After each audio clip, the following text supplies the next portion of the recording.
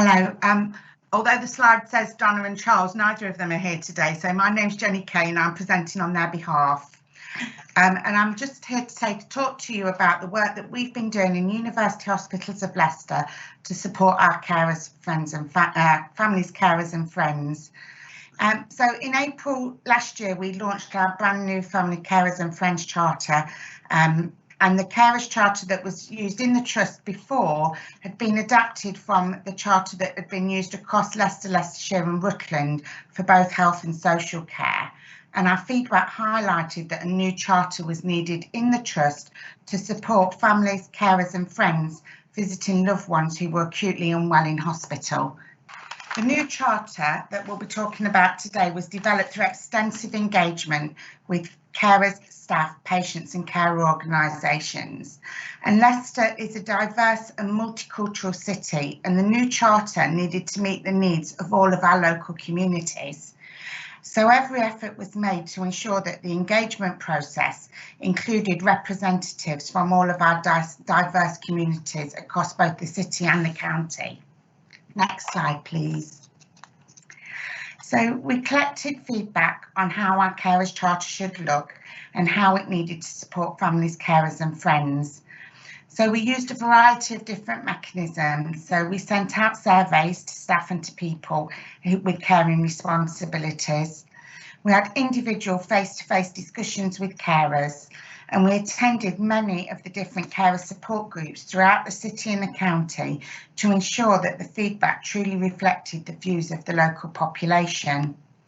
And this was followed by establishing a panel of 11 key representatives from within the Trust and within local carer organisations, who together reviewed every single piece of feedback we'd received to help and develop the new charter. Next slide, please. So what did all the feedback tell us and how did we use it to develop our new charter? Well, some of the feedback confirmed what we already knew, primarily that the charter needed to be about the carer. Next came something we had suspected, but the feedback confirmed that the title of charter needed to reflect that not all family members identified with the title of carer. Feedback told us that 2 charters were required, one that would be public facing for families and carers to see and identify with, and one to support staff to deliver on the promises within the public facing charter. John's campaign supporting people living with dementia had already been successfully adopted in the Trust using the tagline "Stay with me." And feedback clearly highlighted that this was needed by all carers and that staff needed to change the language we used from allowing families and carers to visit to welcoming families and carers to visit outside of visiting times. Next slide. Thank you.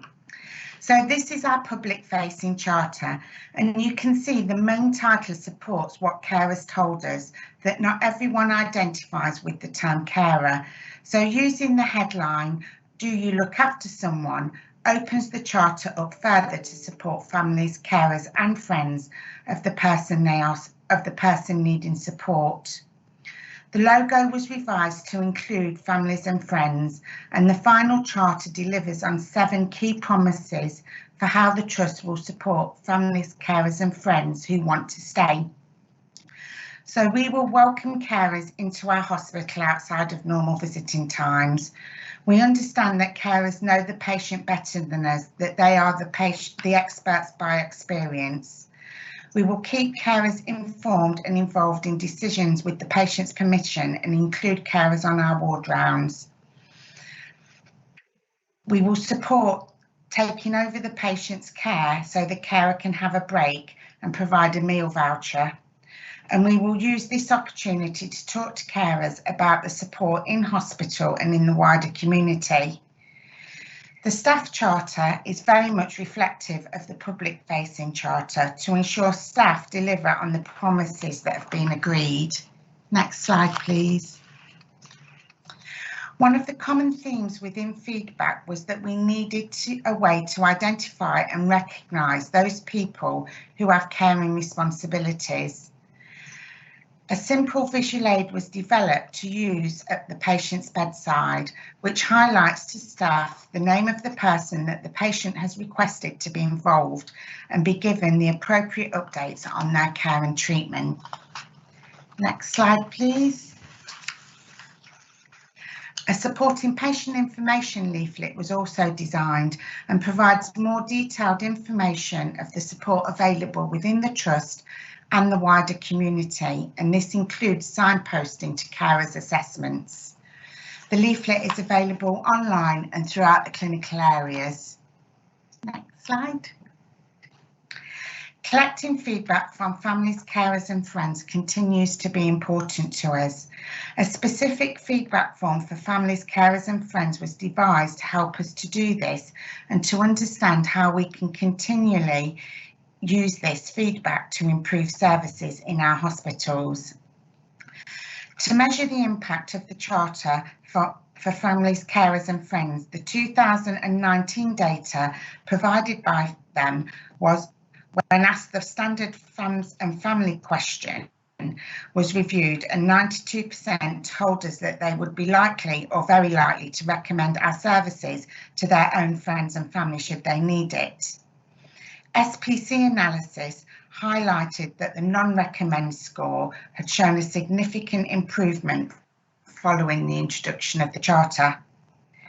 This year we have continued to collect feedback from family, carers and friends, and due to COVID we have needed to do this differently. So in July we introduced a new postal survey for patients to take home with them for families, carers and friends to complete and return their feedback free of charge.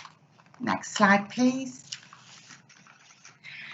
All of our feedback from families, carers and friends is reviewed, and these are just a selection of the examples of feedback received through the carers survey, showing some of their positive experiences. The quality of care and the relationships formed with patients and family are outstanding. It would be impossible to find more dedicated and professional teams. The staff were professional and extremely friendly. They were approachable and able to answer any concerns that we as patients and spouse carer had. The whole experience was a credit to the ward concerned. Next slide, please. We are constantly seeking new and innovative ways to collect feedback from families, carers and friends.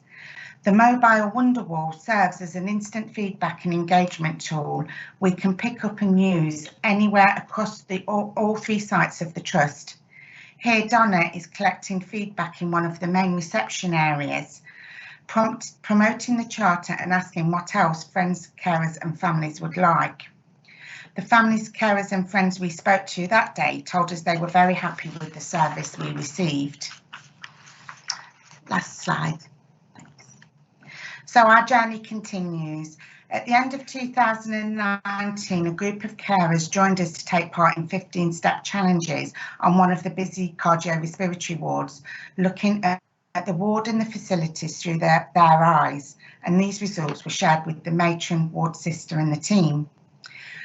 We had also planned a carers afternoon tea for April this year to continue to build on our engagement processes.